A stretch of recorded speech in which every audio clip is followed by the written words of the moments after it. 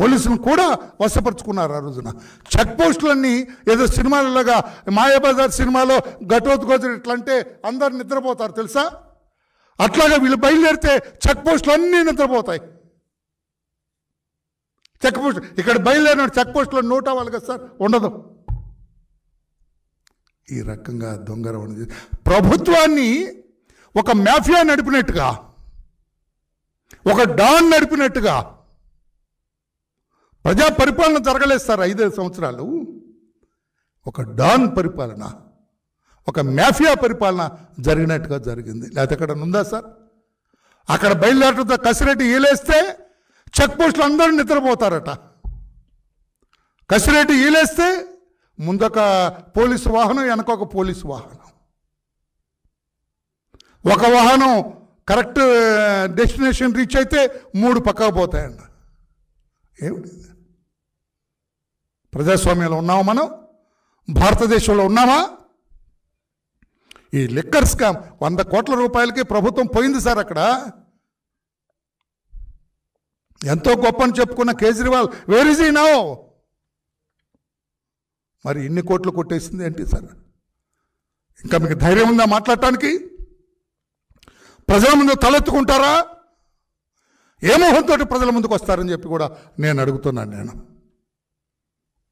ఇటువంటి అప్రజాస్వామిక కార్యక్రమంతో ముందుకు మొట్టమొదటి నుంచి కూడా ఈ వ్యవహార శైలి అట్లాగే ఉంది.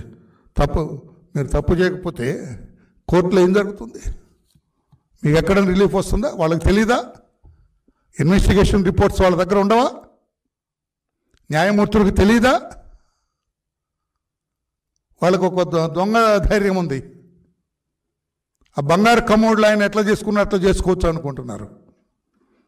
భారతదేశంలో ఇంకా న్యాయ వ్యవస్థ అదే రీతిలో కానూన్ కా హాత్ బహుత్ లంబీ అంటారు, అదే జరుగుతుంది తప్పితే మీరు న్యాయ వ్యవస్థని ఇంకా వ్యవస్థని మీరు చేయలేరని చెప్పి కూడా నేను తెలియజేస్తాను. ఇప్పుడు కూడా వ్యక్తుల పేరు నేను ఏమిటి చెప్పట్లా, వ్యవస్థల గురించే మాట్లాడుతున్నాను నేను. అప్పుడు ఎట్లా ఉంది? చంద్రబాబు నాయుడు గారు ముఖ్యమంత్రి అయిన తర్వాత ఈ వ్యవస్థ ఎలా ఉంది? అవినీతి రహితమైన వ్యవస్థ ఈనాడు చంద్రబాబు గారి నాయకత్వంలో నడుస్తుంటే, కూటమి ప్రభుత్వం నడుస్తుంటే అవినీతిమయం, ఎవరి వేరు అవినీతి, ప్రతి చోట అవినీతి.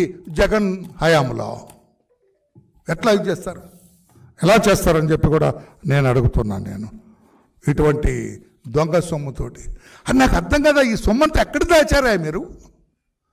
కోట్ల రూపాయల సొమ్ము మీరు ఎక్కడ దాచారు?